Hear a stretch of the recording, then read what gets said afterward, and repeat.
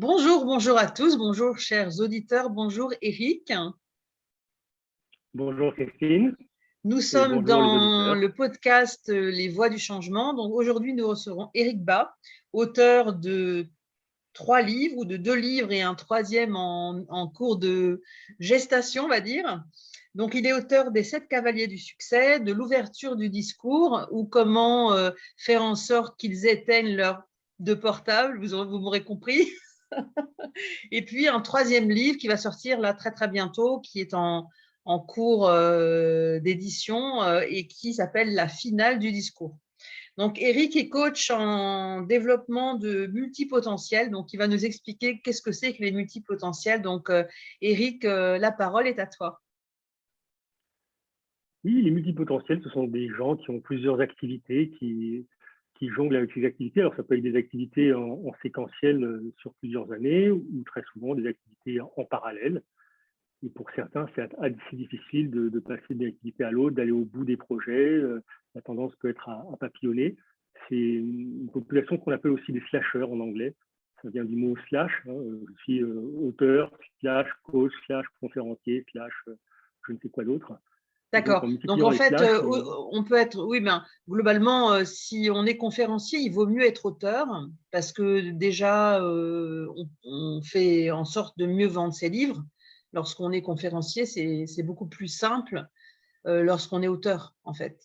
Ça, c'est déjà une chose que tous les conférenciers potentiels ou en devenir ou conférenciers confirmés, vous devez savoir, c'est que si vous faites des conférences, si vous donnez des conférences, c'est mieux d'avoir écrit un livre. Tu confirmes, Eric? oui, je confirme, parce que ça ouvre vraiment des portes. C'est Oui, une carte de visite puissance 100. voilà, tout à Moi, ça fait. m'a C'est une permis super belle carte de d'accéder. visite d'être auteur en plus. Alors, Eric, parle donc, nous, du petit Eric. C'était qui le petit Eric? Où est-ce qu'il est né? Qu'est-ce qu'il a fait? Quels étaient ses talents? Le petit Eric, il est né à Kinshasa, c'est en République démocratique du Congo. J'ai fait mes études là-bas jusqu'à l'âge de 13 ans. Ensuite, je suis venu en France et j'ai continué les études à Bordeaux, à partir de la troisième, les études supérieures également. Et voilà comment s'est passé mon enfance et mon adolescence entre l'Afrique et l'Europe. D'accord. Et quel type d'enfant ou d'adolescent tu étais quand tu étais plus jeune? J'étais un très bon élève, Ah, très curieux. très sérieux. Ça, c'est bon, c'est bien. Les auditeurs aiment bien les bons élèves sérieux, hein. C'est clair. Non, je n'étais pas sérieux. Je n'étais pas sérieux, bien au contraire. Parce que bon, les premières classes ont tendance à se faire un petit peu chahuter des fois, et donc pour me faire accepter de la communauté et des camps, je faisais souvent le pitre, bon, pour compenser les bonnes notes. D'accord, d'accord. Donc, du coup, tu avais de bonnes notes, mais avec des petites mentions dans la marge. Attention, chahuteur, élève dissipé. Voilà, c'est ça? Oui, c'est ça, des avertissements, des renvois de la classe, des D'accord, passages sur le d'accord. proviseur. Et ben, parle-nous un petit peu de ton développement. Par quoi tu as commencé finalement ta vie professionnelle? J'ai commencé par être musicien, Ok. auteur, compositeur, chanteur et bassiste. Je jouais dans un groupe. Donc bassiste, donc guitariste de basse ou bassiste la grosse basse? Non, bassiste, une basse électrique, Une basse guitare basse électrique, électrique. d'accord. Donc une Oui, guitare électrique de basse. oui, exactement. Ok. Donc tu étais dans un groupe Oui, j'étais dans un groupe de pop.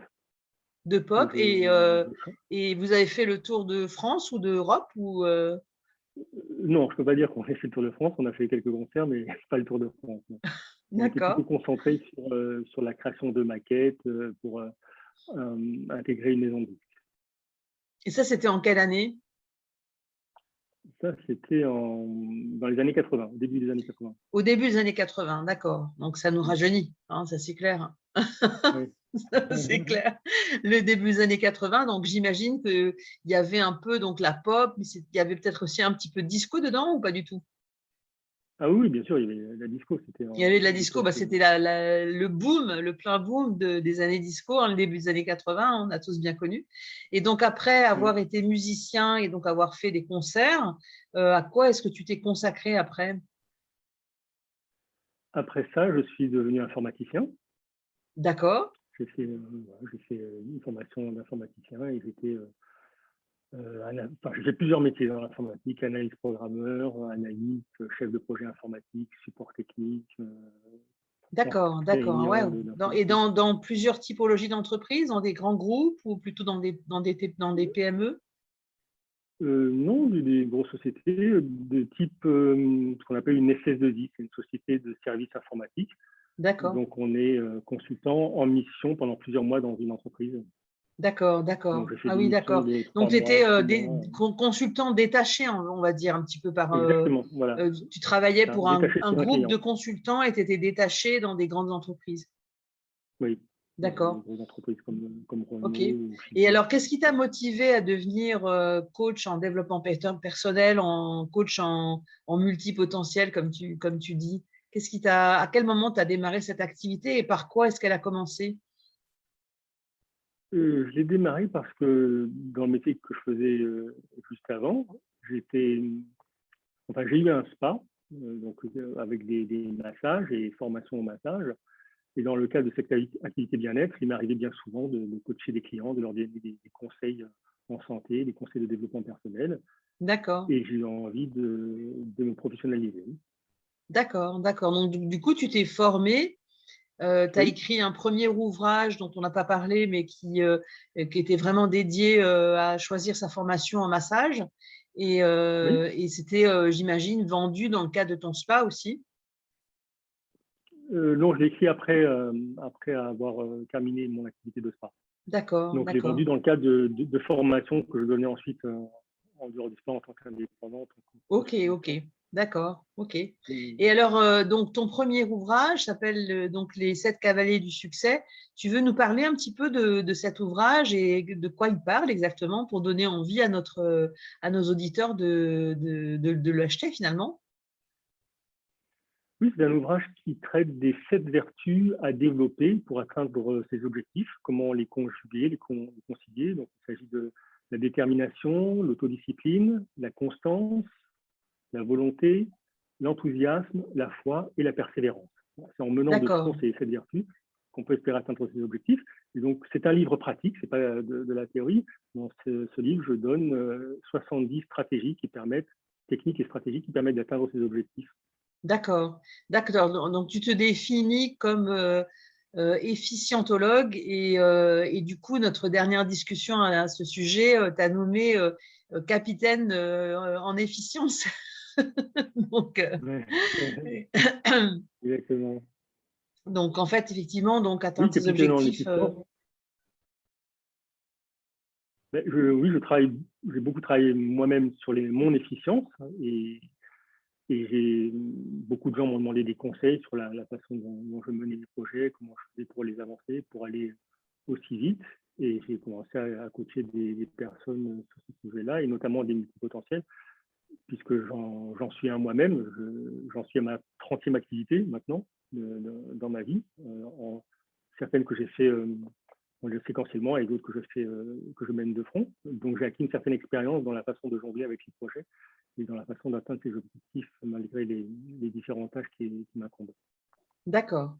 Et alors, du coup, après les 7 cavaliers du succès, est sortie l'ouverture du discours. Donc, en fait, qu'est-ce qui t'a motivé à écrire cet ouvrage-là en particulier? Euh, Pourquoi? Quelle est la motivation qu'il y a derrière, en fait? D'abord parce que je suis passionné de prise de parole en public.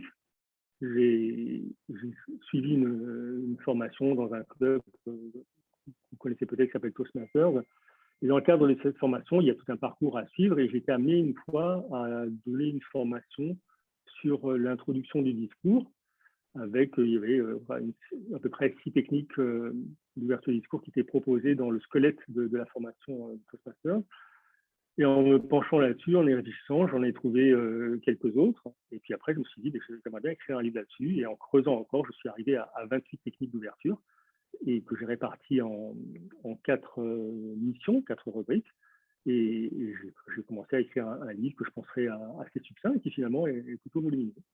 Bah oui, tout à fait, il est super cet ouvrage. Moi qui ai écrit la boîte à outils du conférencier, je confirme que ce livre est vraiment un ouvrage de référence en matière d'ouverture du discours. Et donc, dans le troisième bébé là, à venir, la finale en fait à l'italienne, hein, comme un peu la finale d'un morceau de musique, d'une pièce de musique. Qu'est-ce que tu vas traiter en particulier là-dedans? Alors pour le final du discours, ça va traiter de ce qu'on appelle la conclusion du discours, donc la dernière partie d'un discours qui a pour vocation de rendre le discours mémorable et d'inciter le public à passer à l'action. D'accord. Ah oui, donc, c'est vrai que détailler... c'est vrai. Alors là, tu as totalement raison. Les gens souvent ils oublient de passer à l'action en fait. Ils s'arrêtent Oui. En disant ben c'est fini. Est-ce que vous avez des questions? Donc, exactement. et du coup, c'est un final qui est pas très sexy. On est d'accord, hein. Oui, oui. Donc dans ce livre, je vais développer aussi 28 techniques de finale. L'équivalent des 28 techniques d'ouverture, en fait, ça va être assez équilibré. Je ne pensais pas en trouver autant aussi quand j'ai commencé. Je me suis dit, c'est pas possible d'en trouver 28. Et puis en travaillant, en me penchant, je suis même arrivé à 29 en vérité, puis j'en ai fusionné 2 pour que ce soit bien carré. 29 Et elles sont techniques réparties de aussi. conclusion en fait. Oui, exactement. 28 techniques de conclusion qui sont aussi réparties en 4 missions différentes, comme pour D'accord, l'ouverture. d'accord. Donc c'est vraiment Ok. symétrique.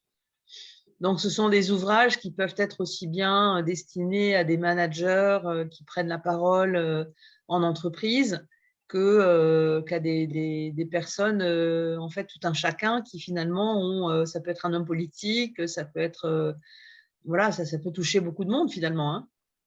Oui, oui, exactement. Tous les gens qui sont amenés à faire des discours, des interventions, soit régulièrement, soit occasionnellement, donc des conférences professionnelles, mais aussi, comme tu l'as dit, des managers, des élus d'une manière générale, qu'ils soient maires, députés, sénateurs. Toute cette population peut bénéficier Et alors, de ce livre sur l'ouverture. est-ce que depuis que tu as écrit ce livre, tu as été contacté justement par des hommes politiques? Non, pas encore. J'ai été contacté par un avocat, par une journaliste, mais pas encore par des hommes politiques. Ah, les hommes politiques, en général, ils mettent un peu plus de temps et ils n'aiment pas trop qu'on dise qu'ils sont accompagnés, en fait. Oui, souvent ils ont une plume pour écrire pour eux, enfin à partir d'un certain niveau. Mais c'est Souvent, pas ils ont des gens qui écrivent pour eux, oui, tout à fait. C'est un peu comme les grands, les dirigeants des entreprises du CAC 40. Ils ont une équipe de rédaction qui, en fait, va rédiger l'ouverture, le discours en particulier et la conclusion. Et justement, pour tous ces gens-là, ça peut être intéressant de lire ces livres également. Donc, Eric, donc je rappelle ton nom, donc Eric Bah, B-A-H. Comment est-ce qu'on peut faire pour te joindre, Eric? On peut me joindre sur LinkedIn, c'est la façon la plus facile de me contacter. J'ai aussi un compte Facebook, mais je suis plus souvent sur LinkedIn que sur Facebook. Sur LinkedIn, d'accord. Donc, sur LinkedIn, donc, si vous voulez avoir accès au lien pour acheter, donc déjà, vous pouvez le trouver sur Amazon. Hein, donc, je répète, les 7 cavaliers du succès, l'ouverture du discours, le final, ou la finale, du discours. Le final. Le final du discours, voilà. Et donc, ils sont disponibles sur Amazon et le final du discours, il est disponible en précommande aussi, je crois, hein. Oui, c'est ça. Il est en précommande pour l'instant à 89 centimes. Donc, vraiment, un prix de lancement, c'est cadeau. Mais 89 centimes, donc c'est top. Oui. C'est top. Donc, surtout, profitez-en, allez vite acquérir ce livre. Il est disponible aussi en téléchargement Internet. Le final, oui, il est en précommande. C'est la version numérique qui est en précommande. La version brochée, numérique, donc papier, d'accord. n'est pas en précommande. Oui. D'accord. Et donc, l'ouverture est en numérique et en papier. Oui, dans les 2 versions, exactement. D'accord. Alors que la finale, ce sera plutôt d'ici quelques semaines qui sera disponible en papier? Je prévois j'ai annoncé le 1er novembre et je pense que ce sera avant parce que j'avance bien. Je suis en avance en fait sur mon planning, donc il sera peut-être livré courant octobre, peut-être au 1er octobre, mais au plus tard le 1er novembre de toute façon, parce que c'est la date que j'ai fixée sur Amazon. Super. Comme quoi, quand on est efficientologue ou capitaine de l'efficience, Oui. eh ben, on atteint toujours ses objectifs, voire même on les atteint en avance. Oui, exactement. Oui, En tout cas, j'ai mis au point. C'était super de pouvoir interviewer Eric dans le cadre des Voix du changement, puisque c'est un podcast régulier justement sur les gens qui apportent un changement dans ce monde. Et Eric, avec son efficience et tous ses bons conseils sur l'ouverture du discours et la finale du discours, va apporter plein de bons conseils à toutes les personnes qui nous écoutent. Donc voilà, il est joignable sur LinkedIn et ses livres, vous les trouverez sur Amazon, dont le petit dernier en précommande à 89 centimes, c'est ça? Exactement, 89 centimes. Super, donc profitez-en. Eric, merci d'avoir été avec nous aujourd'hui. Merci Christine. Et chers auditeurs, à bientôt pour une nouvelle version des Voix du changement.